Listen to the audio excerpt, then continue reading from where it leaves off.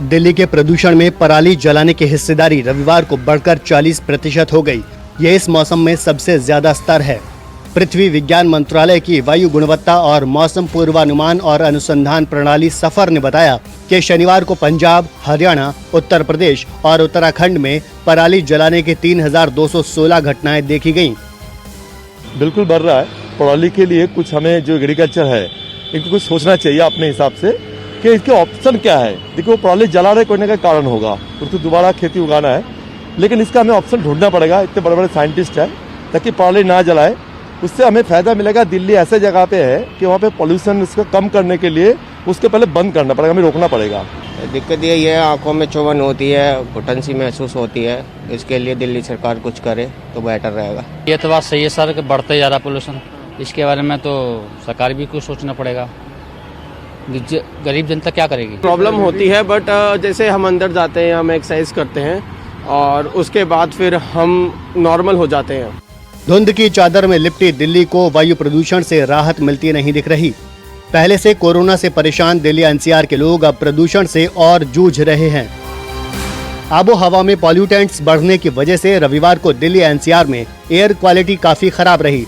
Central pollution control board CPCB के आंकड़ों के मुताबिक रविवार दोपहर दिल्ली में वायु गुणवत्ता सूचकांक यानी एयर क्वालिटी इंडेक्स 370 था, यानी प्रदूषण बेहद खराब की कैटेगरी में है। क्रैकर्स में वैसे ही नो क्रैकर्स पहले भी हुआ था, कई बार हुआ। कलकत्ता में है, पहले भी 1 डेसिबल में क्रैकर जलाना पहले बैन था। और उससे मिलता क्या है क्रैकर से? साउंड पॉल्यूशन, एयर पॉल्यूशन, आवाज, मतलब कई चीजें होती है।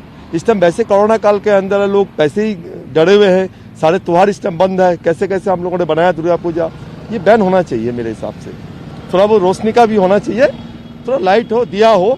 जो डॉक्टर्स है, जो गवर्नमेंट के जो सेक्टर काम कर रहे हैं, इनके लिए हम अपने ग्रेटिट्यूड व्यक्त करें।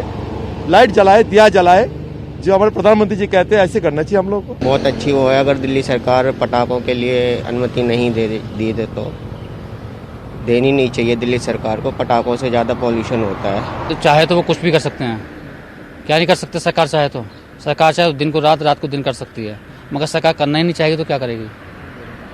आदमी के पास की तो कुछ है नहीं। आदमी को तो इस टाइम तो नौकरी भी परेशानी है, काम धंधा है नहीं किसी के पास भी, बेरोजगारी इतनी फैल रही है। अनलॉक का दौर जैसे जैसे बढ़ रहा है, वैसे वैसे दिल्ली की हवा खतरनाक होती जा रही है। लॉकडाउन के दौरान लोगों ने साफ आसमान और शुद्ध हवा को अच्छी तरह महसूस किया था, लेकिन अनलॉक के दौरान आर्थिक गतिविधियां शुरू होने से इसका नेगेटिव पहलू प्रदूषण के रूप में सामने आ रहा है। दिल्ली की ऐतिहासिक इमारतों को स्मॉग ने ऐसे अपने आगोश में ले लिया है कि उन्हें पहचान पाना मुश्किल है।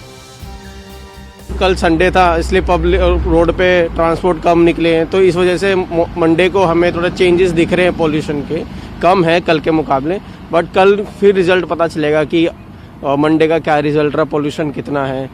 तो इस वजह से हमें थोड़ी सख्ताई तो रखनी पड़ती है, जैसे मास्क पहनना, अपनी फिटनेस पर ध्यान देते रहना, ताकि बॉडी पे कम इफेक्ट पड़ता है इसका हमारा पॉल्यूशन पे। तो हम डेली साइकिल पर आते हैं। It is true that pollution is increasing, but this year we are facing little bit less because due to the lockdown, but pollution is increasing day by day due to the smoke of these traffic and some construction activities. So we have to take some steps also, and individually we can do as instead of these vehicles we can use the bicycle. ठंड बढ़ने के साथ साथ दिल्ली की हवा और जहरीली होती जा रही है। ठंड बढ़ने के साथ बुजुर्गों की परेशानी सबसे ज्यादा बढ़ी है। दिल्ली का पोल्यूशन अभी भी बहुत ही ख़राब क्वालिटी में है सर, और गवर्नमेंट के साथ साथ हम जनता को भी अवेयरनेस होना चाहिए। मुंह पे मास्क लगा के रखना चाहिए, और जितना हो सके बुजुर्ग लोगों को, प्रेग्नेंट लेडी को घर से बाहर कम निकलना चाहिए। कोरोना के बढ़ते मामले और प्रदूषण के बढ़ते स्तर से निपटना दिल्ली के सामने बड़ी चुनौती है। दिल्ली एनसीआर के शहरों में आने वाले दिनों में वायु प्रदूषण और खतरनाक हो सकता है। मौसम विभाग कह चुका है कि सर्दियों में दिल्ली एनसीआर में PM10 और PM 2.5 दोनों का स्तर बढ़ेगा, जिससे वायु की गुणवत्ता खराब होगी। नमस्कार, मैं हूं मानक गुप्ता।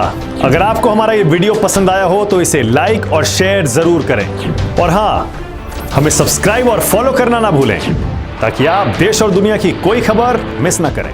तो जुड़े रहिए हमारे साथ और देखते रहिए News 24।